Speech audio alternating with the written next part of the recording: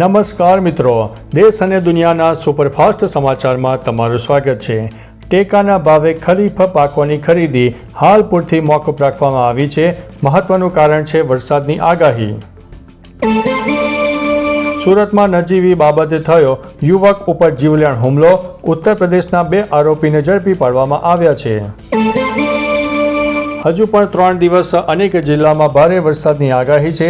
ગુજરાતભરમાં અનેક વિસ્તારમાં યલો એલર્ટ આપવામાં આવ્યું છે।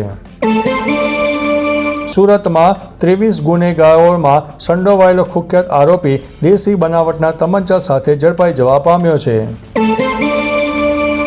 આપને છેતર વસાવા બાદ વધુ એક મજબૂત આદિવાસી ચહેરો મળ્યો છે। બીટીપીના પ્રદેશ પ્રમુખ જોડાયા છે આપ પાર્ટીમાં। નવસારીમાં પ્રેમિકા અને પૂર્વ પત્નીની હત્યા કરનાર આરોપી અંતે ઝડપાઈ જવા પામ્યો છે। બંધ રાઈસ મિલમાંથી 2 મૃતદેહ મળી આવ્યા હતા। ગિરનાર લીલી પરિક્રમા સ્થગિત કરવામાં આવી છે।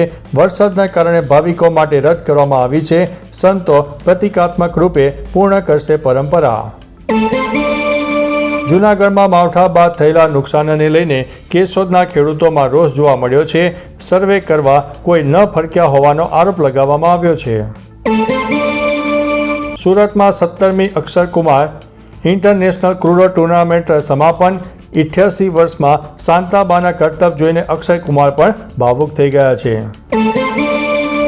શિયાળામાં જૂનાગઢ માર્કેટિંગ યાર્ડમાં પાકેલી કેરીનું આગમન જોવા મળ્યું છે। લાલબાગ અને તોતાપુરીના ભાવ વેચાણમાં જોવા મળ્યા છે। આંધ્રપ્રદેશના શ્રી વેંકટેશ્વર સ્વામી મંદિરમાં ભાગદોડથી 9 લોકોના મોત થયા છે। અનેક લોકો ઈજાગ્રસ્ત થયાના અહેવાલ છે।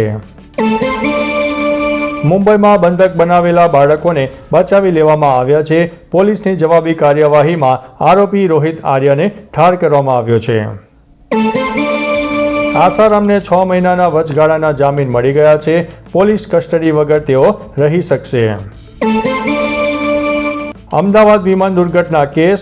એર ઇન્ડિયાના સીઈઓ વિલ્સને કહ્યું કે એન્જિનમાં કોઈ સમસ્યા નહોતી।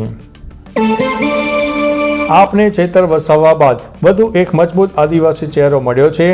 બીટીપીના પ્રદેશ પ્રમુખ જોડાયા છે આપ પાર્ટીમાં। તો ચાલો મિત્રો, ફરીથી દેશ અને દુનિયાના સુપરફાસ્ટ સમાચાર લઈને મળતા રહીશો। ત્યાં સુધી અમને રજા આપશો। નમસ્તે।